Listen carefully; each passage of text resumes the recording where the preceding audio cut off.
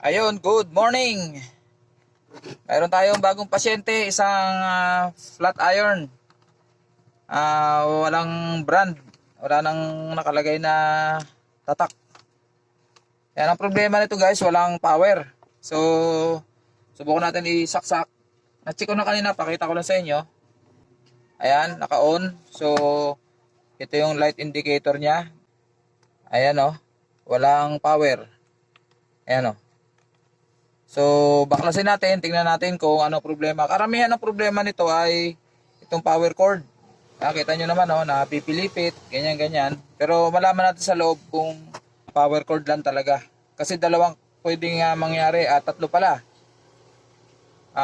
Yung una, power cord. Pangalawa, thermal fuse, kasi may thermal fuse din sa loob to. Kagaya ng ibang mga plancha. Ang worst is kung sira yung kanyang heating element. Pero kung sira ang heating element, dapat iilaw pa rin to. So dito sa case na to, walang ilaw. So ang dalawang possible, power cord tsaka thermal fuse. Okay guys, let's start. Siyempre tanggalin muna sa saksakan. Tanggalin yung knob. Yan. Okay, so sa ganitong plancha, ang mga kailangan natin syempre dahil walang power. So number 1 is tester.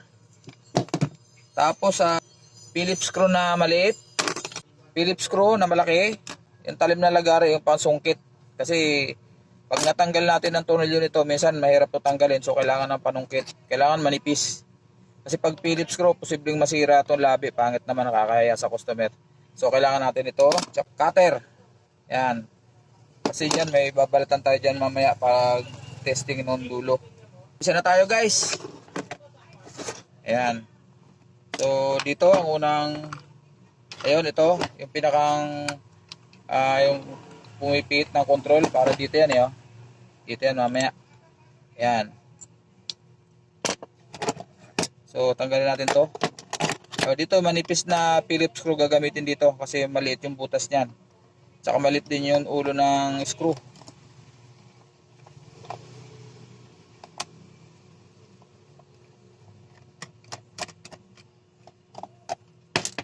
Yun. Tabi natin yung mga tornilyo. Tapos dito, karamihan ng ganito, andito yung tornilyo niyan. Dito sa loob. So ito yung unang nating tutuklapin. Dahan-dahan lang, gamit natin ng panikwat, yung talim na lagari. Dahan-dahan lang guys kasi baka mabungay yung pinakang lock niyan. Naka-snap lang yan dyan. Ayan guys, ayan o. Ayan. Yun. So buo yung mga snap niya. Ayun guys yung mga tornilyo. Ayan, ito dito. Tapos ito, halos lahat ng ganitong type na plancha o flat iron ay meron dito. Kasi pag nabuksan natin itong dalawa na to, hindi pa yan mabubuksan dahil may nakatago pang mga screw. Minsan dalawa pero karami isa lang. Yan. Yan. Tapos so dito. So susungkitin natin to. May nakatago yan dyan na isa. Oops. Tatalsik pa. Ayun guys, ayun meron pa isa dyan nakatago. Huwag natin pepersay na iangat yan kasi minsan may nakatago pang mga tornilyo dyan. So kailangan titingnan natin maigi. Yan. Tapos dito, ayun pa sa loob, ayun nakatago, ayun Ayun sinasabi ko sa inyo na na lang tayo, observant na lang tayo sa mga tornilyo. Ayun.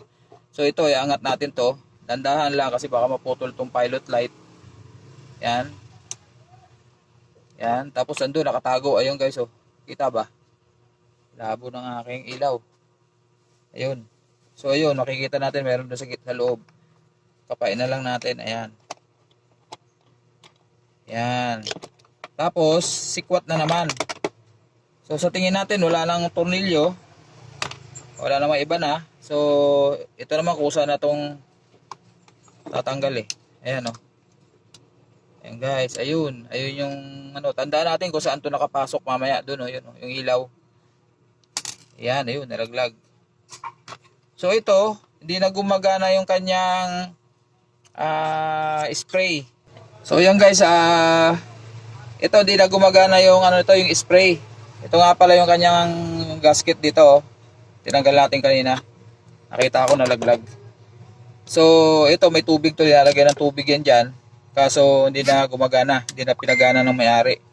Siguro nasira na yung pump. Ngayon dito, pagdating dito, titestingin kasi natin tong power cord. Andito sa loob yung pinakandugtungan. Tingnan natin kung saan tayo pwede mag-test. Kailangan matest muna natin yung power cord. Unahin natin yung power cord pag walang power, guys. Okay? So, obligado magtatanggal tayo dito. So, ayun yung mga tornilyo. Ayun, yung dalawa. Tsaka dito. Bali, 7 lahat. 5 dito, tsaka 2 doon. So, kaya ba ng maliit? Malaki.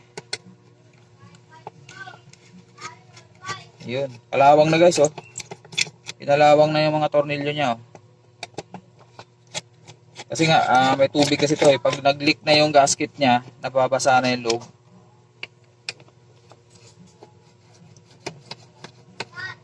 Taba, ayun. Kita.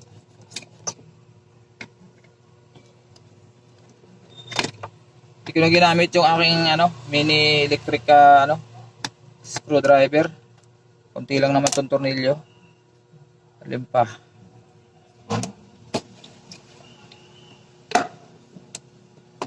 Ayaw matanggal. Ayaw matanggal yung iba. Ayun.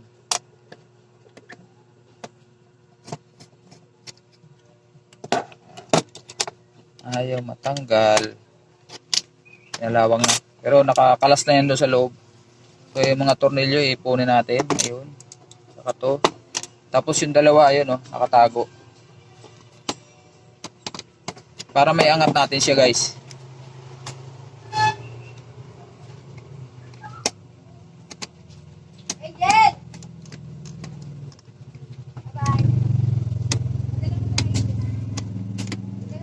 Ayun, pag natanggal na. Dito guys sa ilalim, kailangan matatanggal to, eh. Ito. Yan. Tapos ito, nakakalas din to. Yan, kalas lahat. Kasi nasa ilalim yung wire. Ayaw bumitaw. Ayaw bumitaw to. Ayun. Kasi dito tayo magte-tester. Kasi yun yung dulo ng ito yung dulo ng wire, eh. So hanapin natin dyan kung saan banda tayo. Kung sa thermal fuse naman, dito na lang tayo siguro. Ito yung thermal fuse niyan. Dito ay nakabalot ng mica tube na yan. Ayan, andyan thermal fuse. Pero hindi na tayo muna pupunta dyan. Testerin na rin natin tong heating element nya. Buo siya, buo. Ayan, oh, may reading, eh. Ayan. Ayun. Tigas. Ayan. Ayun. Kasi pag putok to, pag hindi na umiinit yan, kahit buo yung mga cord nyo, dinagdag ko na lang guys. Pag sira na yung pinakang heating element niyan, hindi siya tutunog guys. Kalawang kasi kaya hirap, walang contact. Ayan, pero okay na siya. So ang problema natin guys is yung cord. Tingnan natin kung kailangan matester natin yung guys. Baklasin natin yung thermal fuse. Total, andito na tayo, nabaklas na natin. Dapat cord lang, eh, kaso wala akong makita ng dugtungan ng thermal fuse, eh. So ito, ayun, buo yung kabilang, yung line 1, buo. Ayan guys, oh. Kaso yung kabila, angat natin yan. Mapansin nyo, andito yung dugtungan, ito, yung terminal.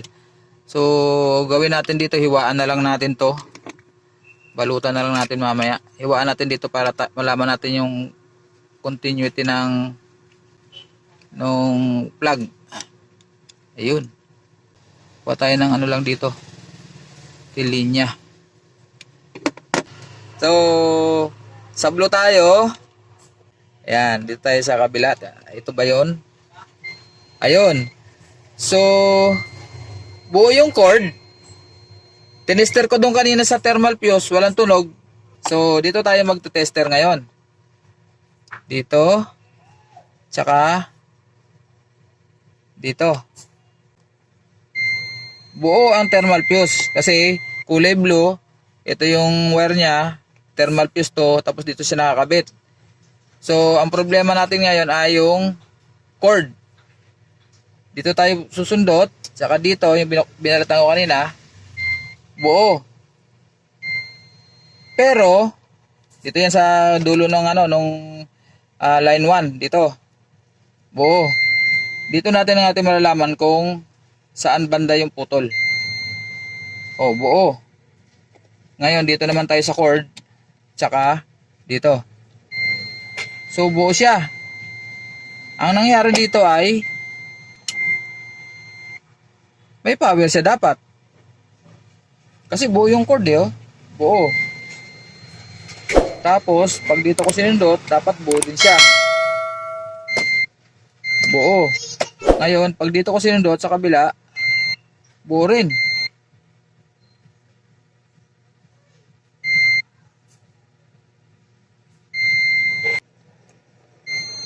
Yan. Tapos galaw-galawin natin dito. Ayun. Nawawala siya. Ayun. Oh, nawala oh. Kanina mayroon eh. 'Di ba guys? Kanina mayroon eh. So, cord ang problema nito. Ayan oh, wala oh. Ito yung wire oh. Sa kabila, tingnan natin kung mayroon. Oh, so steady. Pitin natin. Pero yung pula, nawala. Nawala yung tunog. Walang continuity. Ayan o, kanina meron eh. Oh, nung ginalaw ko, nawala na. Oh, so guys, final tayo. So magpapalit tayo ngayon ng cord. Ito, tanggalin to rito. Ayan, tapos na-repair na rin pala to. Ayan o, dugtong na to eh oh. Dugtong na rin pala to, guys. Na-repair na. Na-repair na rin guys, ayun oh. Napalitan na rin pala ng cord dati. Ayan oh, nakabuhol na lang eh oh. Yun. Original yan, meron niyang connector. Ayan oh. Yun. So, testingin natin ang nasa labas. Ito sigurado. Ito. Wala talaga. Walang response si tester. Ayan oh. Pero dito sa kabila, may tunog yung isa. Ayun, yung kabila, wala rin talaga. So, palit. Ito ang common na sira ng ng mga plancha kasi napipilipit yung cord niya. Ayan. So ito, meron tayong bagong cord. Siyempre, testerin muna natin bago natin ikabit. Para sure, hindi doble-doble trabaho. Dito. Kabila. Ayun. Siyempre sa kabila, wala. Dahil dito yan. Ayun. So ito siya.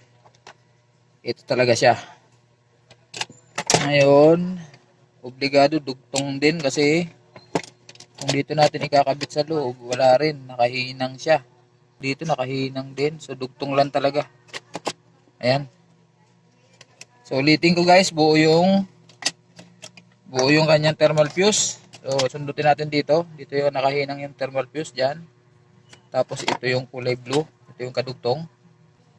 Ayun, buo. So, cord lang talaga. So, ang problema nito, yung dulo na bagong cord ay ganito klase. So, wala namang pagkakabitan doon. Dugtong pa rin. Yung dugtong natin. Yan. Sayang to. Tira natin ng konti para magamit to. Sayang. Ayan. Ayan. Tapos, to. Natin pagtapatin yung putol. Ayan, ganyan. Salisi siya. Para malayong magdikit siya.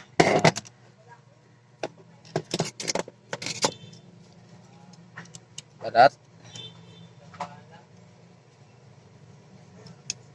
Wala akong cutter. Dapat merong splicer.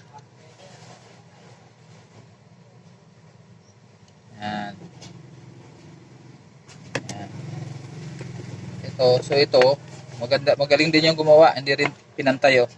Dapat talaga ganyan. Natin kalimutan, pasok natin dito.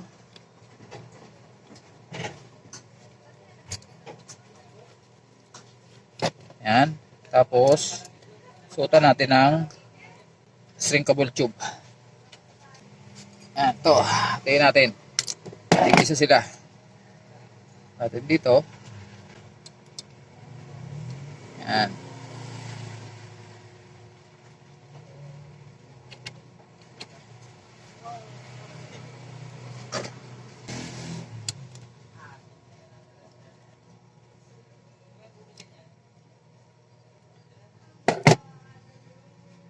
Yan, tapos ito rin.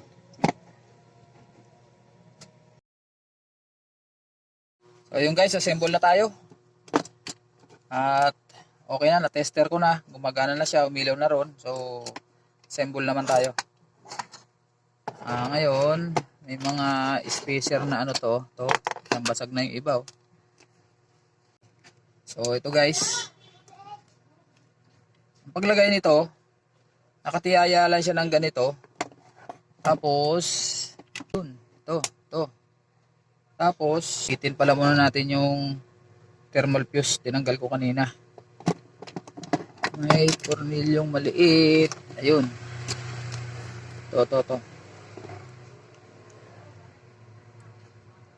Screw natin muna para nakadikit siya dyan sa heating element in thermal fuse.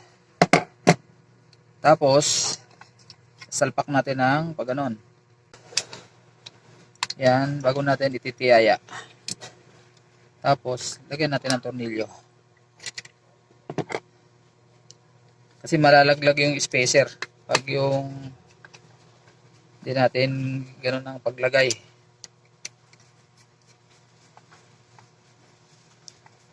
Yan. Tamang higpit lang.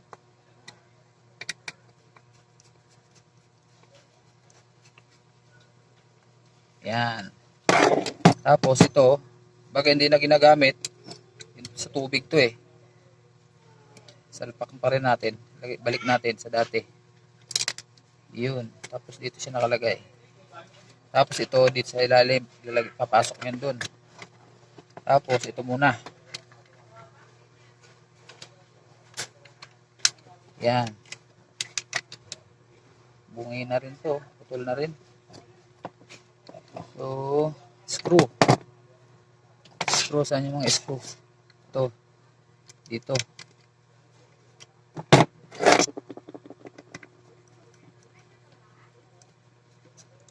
Yan.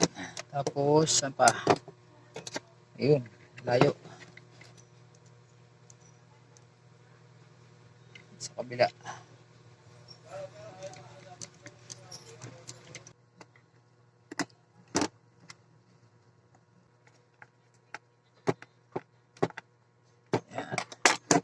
Tapos, tornilyo natin to.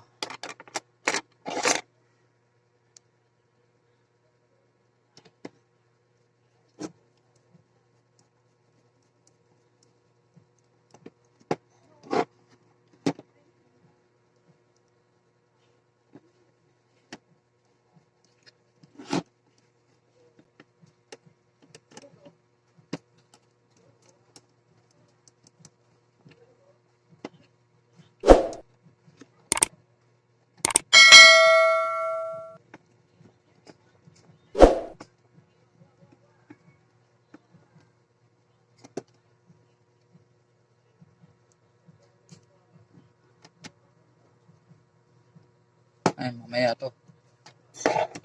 Salpak muna natin to. Ito, pasok sa loob. Tapos, ganyan muna. Tornilyo muna natin yung, yan, lapat na siya. Ito, meron nga pala dito sa loob to. Pasok siya ba to?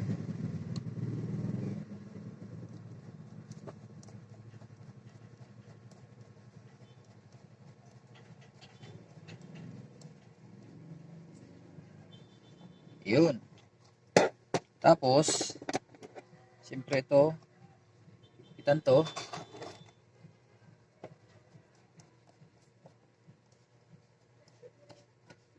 Alalay lang higpit guys, plastic to eh. Baka mabasag.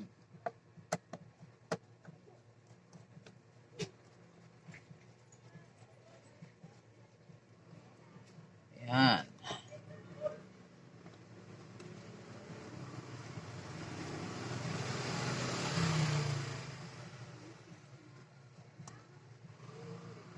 Yan. Okay. Fit na ba?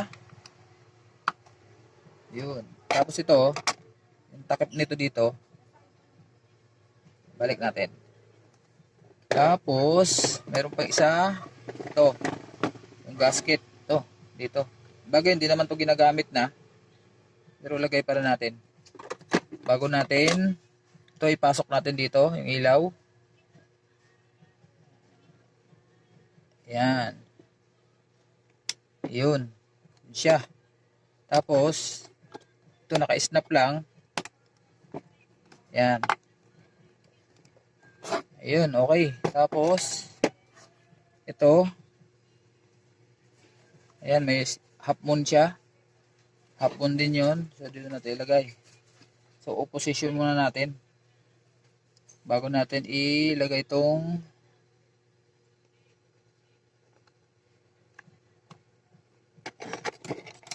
lang.